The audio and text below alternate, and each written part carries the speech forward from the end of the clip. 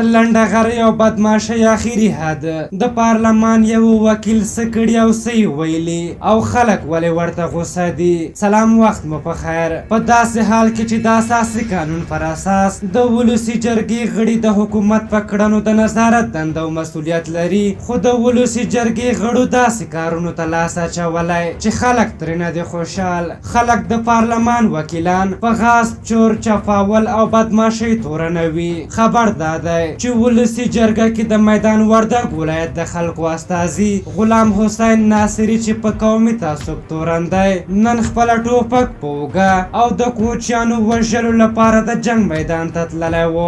هغه پر خپله فیسبوک پاڼه لیکلي په ګلوله دښته کې نن سخته جګړه روانه ده، تر اوسه مې زیات شمېر کوچیان وژلي دي. په هر حال خلک وایي چې دې وکیل په داسې انداز پوسټ کړی چې ګواکې د هېواد کوم دښمنان یې وژلي وي.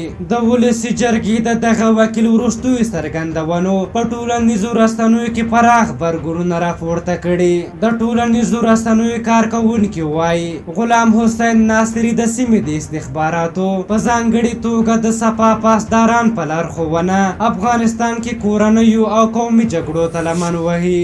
بلخوا دا په داسې حال کې ده چې د محقق د ګوند فعال نامسؤله وسلوال قومندان علي پور هم میدان وردګ ولایت کې پر خلکو ظلم روا ګڼلی دی. هغه په تازه پیښه کې د یو ودانیز او سړک جوړونې شرکت مسؤلین وهلي، پیسې ترش کولې او ماشینري ورته سوځولې ده.